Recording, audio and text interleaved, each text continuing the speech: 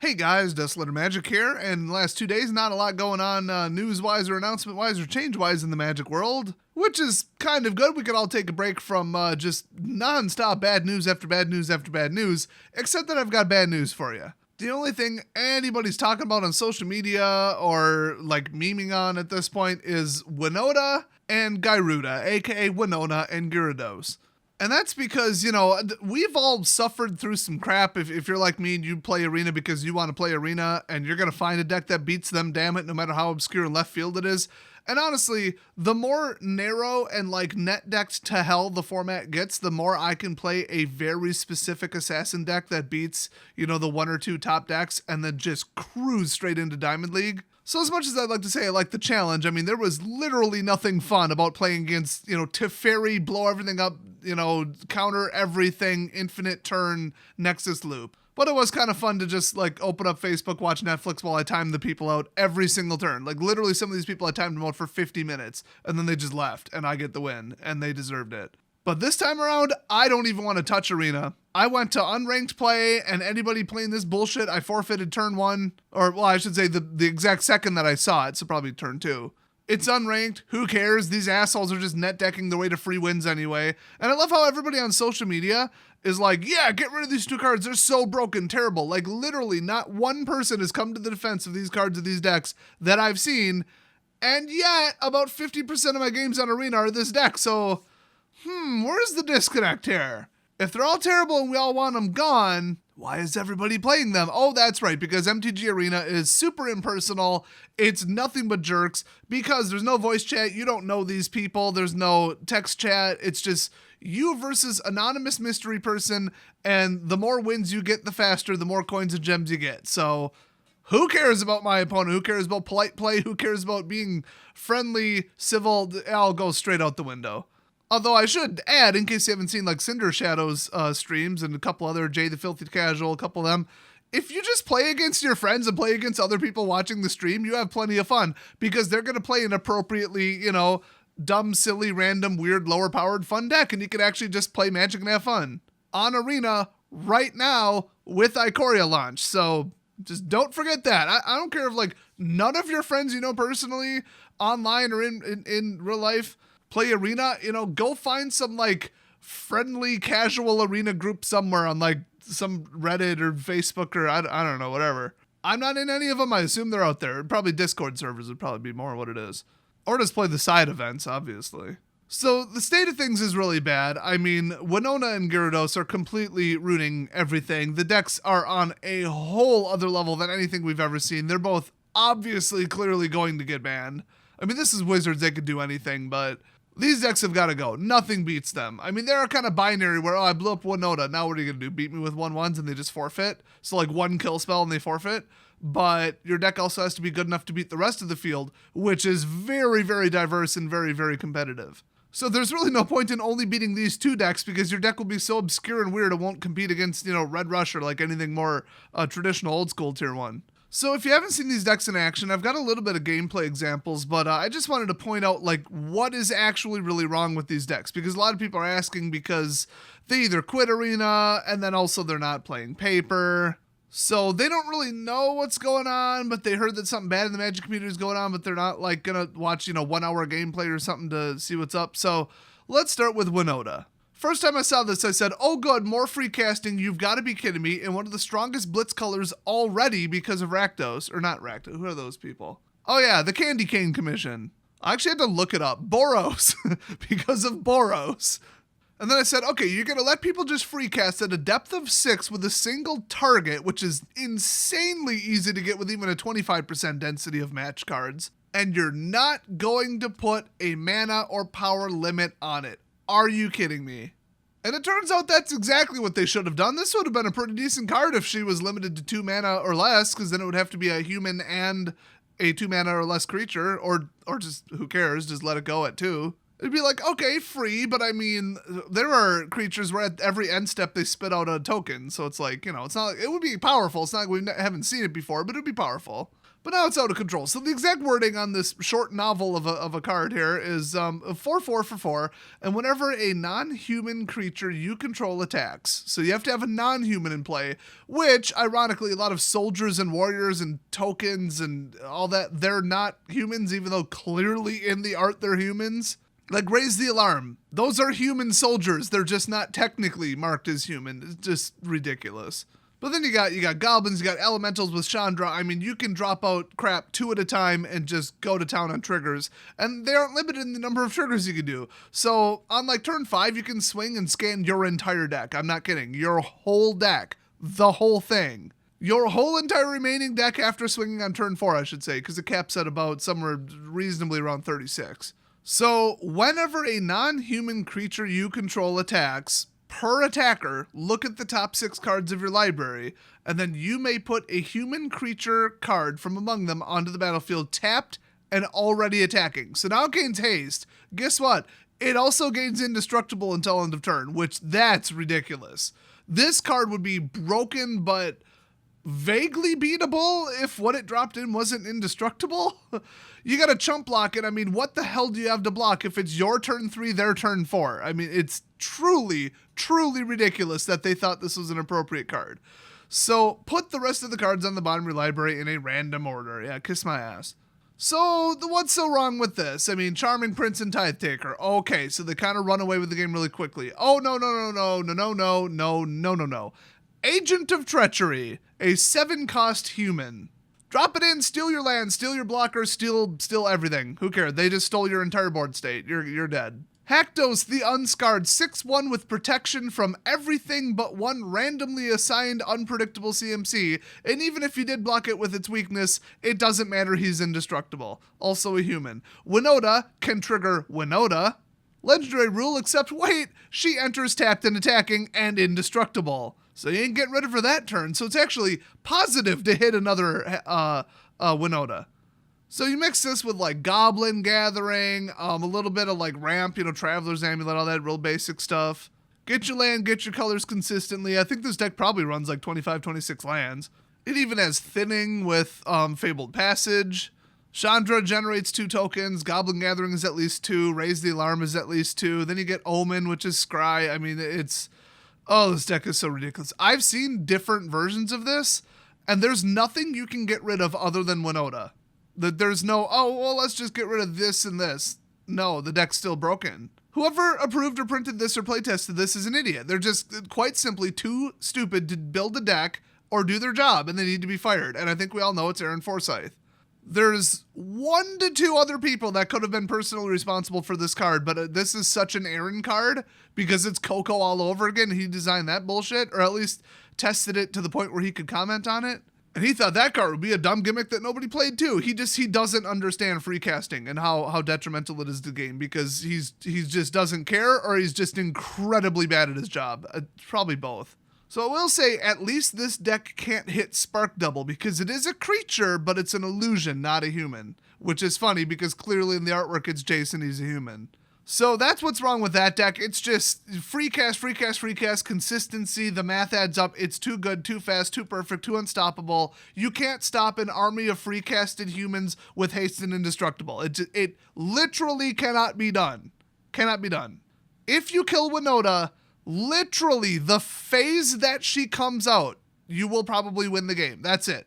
So binary condition. We're back to what pros were complaining about for the last couple years. So they either do get Blood Moon or they don't get Blood Moon. If they do get Blood Moon, I have a 100% chance of losing. If they don't get it to stick or don't get it in their hand, I'm probably still going to win. Wow, what a toxic sideboard card.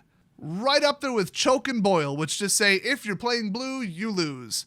Nobody likes, hey, I got the card that wins the game, or hey, I didn't get the card that wins the game, or the combo, or the whatever. It's, I got the target, now she's down, I win. Boring! I want to play a real game with some back and forth, not just binary win condition. I either did or I didn't. I win or I didn't. What an absolute snooze, plus a massive encouragement to cheat cards to the top of your deck, pull them out of your pocket, your lap, swap them in your hand, drop them, all the card cheats. So let's move on to Gyruda, aka Gyarados.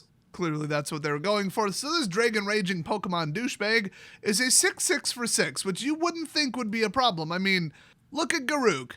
One of the most broken cards in all of Standard, but he costs 6, so like what are you going to do, you know? You just can't get to 6 that easily. Well, this card is so overpowered and so broken that it is worth, just like Dream Trawler, building an entire deck around it. And by the way, Dream Trawler's in the deck that this guy plays in, so that's just fantastic. So 6 cost Hybrid, which gives you a lot of options because it's 4 generic and 2 hybrid blue-black. And it has Companion, so you're absolutely guaranteed access to one of them. The second you hit 6 mana, boom, you're dropping it in. You don't have to worry about drawing it naturally, and that's why this Companion card is way too good. Some of them you're like, oh, that'd be kind of neat, but that's kind of weak. And others, it's like, okay, now I gotta deal with this crap all game. Awesome, great. I mean, they really do promote like decks that do exactly one thing, and if you disrupt that one thing or kill their leader, you win. And once again, just boring snooze of a binary win condition. So half the combo, this card itself, you automatically get. You basically start the game with it in your hand, except it's not in your hand because they can't force you to discard it. It's in some little mystery zone somewhere. So there's half the combo. What's the other half of the combo? The entire rest of your deck, which you do have. I will say you do consistently have the entire rest of your deck in most games, making this combo only mana dependent. So as long as they don't lose the game, which, hello, these are both control colors, as long as they don't lose the game by the time they drop in 6 mana, which is usually turn 4 or 5, they are going to release Le Kraken. So when Gyruda enters the battlefield, each player puts the top 4 cards of their library into the graveyard. So there is your graveyard stuff right there. Then put a creature card with an even converted mana cost from among those cards onto the battlefield under your control. Problem number 1, Spark Double costs 4 and is technically a creature. So you could just have it enter the battlefield as Gyruda, violate the legendary rule, you get both of them, and then you get to trigger it again. So you've got the massive Scry Engine, Thassa's Oracle that costs 2. I mean, these are all even, so just take my word for it. Charming Prince, I mean, you get your Scry 2 or your life gain, or you can flicker Gyruda, which is obviously a problem. It's at the next end step, but like, who cares? You get another trigger, and then they can't kill it in the meantime. You could drop in more Incubation Druids, doesn't really matter. Paradise Druids, okay, at least they're hexproof. That's more to get up there. Plus people are playing that stupid broken card Growth Spiral. Spark Double is really the problem, obviously, because then you can just keep it going and going and going. But Sphinx of Foresight, that's another Scry one, where if you cast it before you get to another Gyruda, if they killed your first one, cool. And then if you get to it with Gyruda, cool. Either way, you're stacking your deck, and it's a really good card to have in your opening hand. Then there's Thassa, which will flicker Gyruda at the next end step, so as far as I'm considered, instantly, because it's the same turn. And what a coincidence, you're proven to have 6 mana available, and for 4 you can tap another creature with her ability. Great! And then people are getting up into the really broken crap like that 8 cost, boar that gives everybody +2 in vigilance and trample, and I think I've seen dragons, demons, I mean, you name it. Plus, some people are going cycle heavy. I'm not even sure which of these is the best, and I don't care. I'm not here to advise you on how to play this broken shit before it gets banned.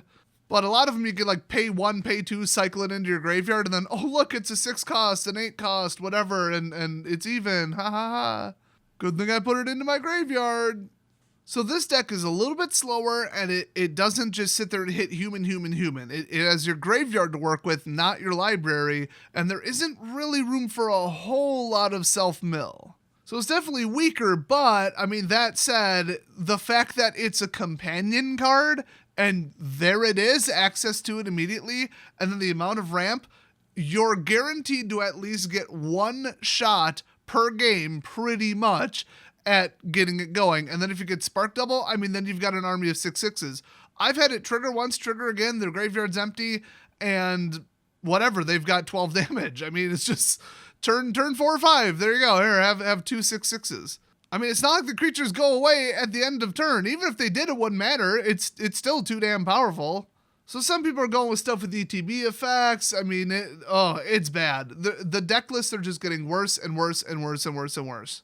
I would say the worst I've ever seen is Dream Trawler, because that card was a build your whole deck around it card already, And if people can hit that, you can't get rid of it. That early in the game with that many cards in their hand, you're going to get absolutely destroyed by it. People are running Elite Guard Mage, just sit there and, gain 3 life, draw a card, ha ha ha.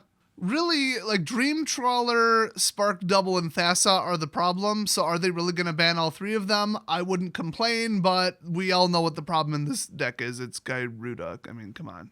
So, free casting, even when they put limits on it, just inherently broken, practically broken, theoretically broken, provenly broken. I mean, whatever parameter you want to use, it's broken. Stop free casting shit, Wizards. Make us pay for our cards. That's the best way to pump the brakes on, like, people just flooding crap into play is, reduce cost, no cost, free temporary one-turn drop-ins, cloning. It's all really just at the end of the day, you're getting something you didn't pay a proper amount of mana for. Now, I'm not saying you could never do it. I'm not saying that an appropriately costed 5, 6, or 7 cost thing in a tribal deck could say, hey, all your elves cost 1 less or something.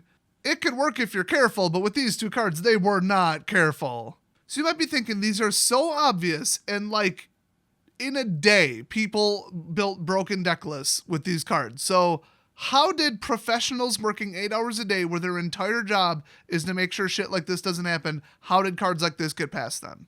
And I don't think that saying they're inexperienced, talentless, former pro player, out of touch idiots who suck at math is even realistic when you look at how broken these are.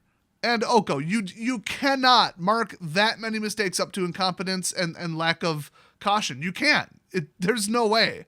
As much as I like to insult them as such, and as much as they've proven that certain cards that turned out to be too powerful were actual mistakes and oversights on their part, provably, none of them were to this degree. So, what is behind this from all the information that we have is one, some executive, marketing or Hasbro douchebag came in and said, you need to sell standard to more people than just standard, crank the power level up. And they came out with an article admitting that that is what they're doing. So cards like Oko, where their ridiculous, absolute lie of an excuse was, we didn't think people would use a removal ability defensively. No, you're lying. What you actually wanted was some like Femi Metro, low T man, who they made their new, star of the book, star of the character, star of the set. They wanted him to really stand out. If nobody played the card that is behind the set, like the main character arguably, that would look bad. And also he's their little SJW hero. If you read their initial summary, like their preview summary of their description of him, wow. He was discriminated against and he doesn't play by the rules, and now he escaped the discrimination on his plate and came here to free up the people from the oppressive, it was all just like British colonial bullshit. Which, obviously affects rich, white, gay people in Seattle, clearly. Clearly, British colonialism is the most important thing in their life. So they're pushing the card's power because they want it to be a dominant force because, he's their little pet, he's their hero. And at the same time, they need overpowered cards that'll, sell really well in other formats to prop up the box EV of standard products so that they can sell more. And when I say sell more, we're talking 10, 20, 30%. If there's a couple good expensive $20, $30 cards in a standard set because people want them for Commander and Modern, you will sell like an extra 50,000 to 100,000 boxes. I'm not kidding. A couple good solid cards can sell entire second wave printings. You're talking like a tens of millions of dollar difference in some cases. So Hasbro's, up their ass about selling more, and then they want their little, libertarian piece of shit to, be the hero of the deck, so they want everybody to play him because that makes them feel fuzzy and warm inside. Because that's how they fight discrimination, by, ruining a card game. And then also, they have admitted that they've sort of rearranged how things work, and they have kind of gutted playtesting. They are putting less staff and less effort and less time into playtesting for time and money reasons. That's pretty much in a roundabout way what they have said between multiple statements and articles that they released. So less time to test things mixed with they're being told it's fine. If it looks overpowered, that's cool. That's the point. Do it. Print it. Oh, it looks broken and overpowered? Good. People will purchase this card. Like, that's basically what they're being told from the highest levels. And then you get all the social political bullshit on top of it.